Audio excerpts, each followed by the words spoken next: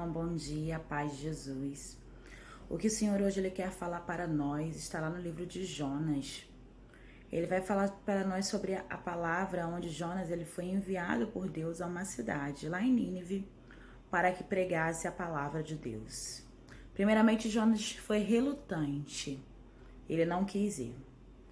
E por ele não querer ir, o Senhor ele enviou Jonas através da barriga de um peixe para que ele chegasse até o lugar ao qual o Senhor tinha destinado para ele. Nos ensina primeiramente que quando Deus ele quer fazer algo, ele vai mover o que for para que a graça aconteça sobre a nossa vida. Depois, quando chegou lá naquela cidade e ele viu a corrupção das pessoas, a maldade no coração, ele achou que Deus não deveria fazer nada por eles, porque era um povo que deliberadamente fazia o erro. Era um povo que deliberadamente não queria ser conduzido a Deus. Era um povo que não queria ser alcançado por ele. E quando ele foi orar ao Senhor, e Deus falou que agiria com misericórdia para com aquele povo, Jonas ficou profundamente irritado. E ele pensou, não, o Senhor não me fez sair lá da minha terra, do meu lugar, viajar dentro do estômago de um peixe, para vir aqui para levar a salvação para este povo. Esse povo tão corrupto, esse povo tão indigno. E ele ficou com aquilo no coração. E ele parou para sentar embaixo de uma árvore para descansar. E aquela árvore deu uma sombra tão boa para Jonas que ele pensou, né? Nossa, como Deus é bom, né? De produzir essa árvore para que eu possa descansar. Ele ficou feliz por aquela árvore, que algumas traduções nos falam que é uma abobeira, né, um pé de abóbora, outros falam que é uma mamoeira, né? Mas independente de que se for de mamão ou de abóbora, isso não vem ao caso. O caso é que aquela árvore que Jonas tanto se agradou, o Senhor fez secar. E aquilo que produzia o sol, a sombra para Jonas já não mais existia.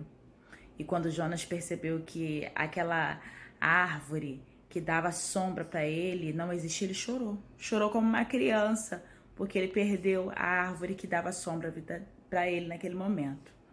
E o Senhor falou para ele, Jonas, como é que você pode se compadecer de uma árvore e não do meu povo? Né? E é assim que é. Né? Muitas das vezes nós nos compadecemos de outras coisas, mas não do ser humano.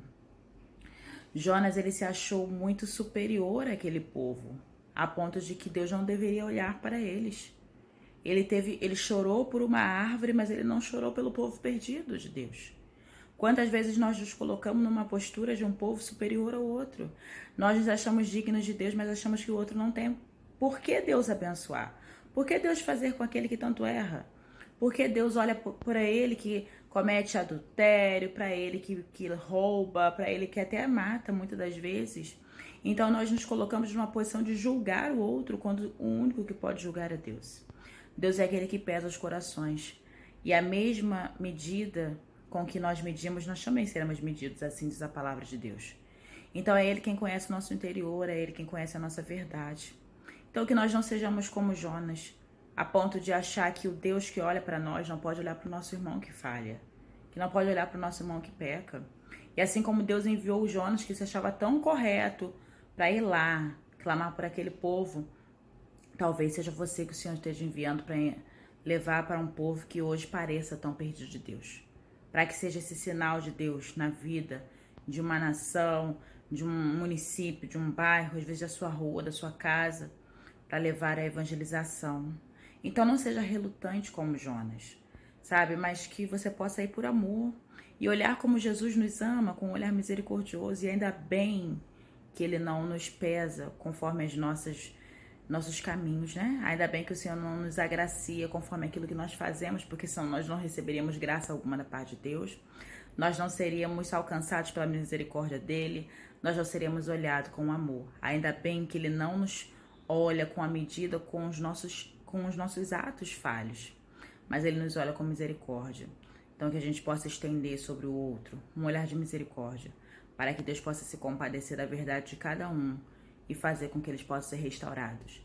Que não nos importemos com tantas outras coisas que fazem bem com o nosso ego, assim como aquela árvore fazia bem para Jonas, e nós choramos quando perdemos coisas que fazem bem a nós, mas nós não temos chorado quanto tantos filhos de Deus hoje têm perdido a sua alma para o inferno. Quantos filhos de Deus hoje estão corrompidos? Quantos filhos hoje de Deus estão escolhendo outros caminhos diante de uma sociedade onde impõe tantas coisas e a gente tem levado isso como uma verdade?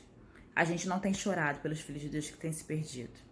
A gente não tem se movimentado para levar a evangelização para aqueles que precisam. Não. A gente tem chorado com o nosso próprio ego. Então que o Senhor nos ensine a ser misericórdia nos dias de hoje. Um beijo grande. Até a próxima, se Deus quiser. Tchau, tchau.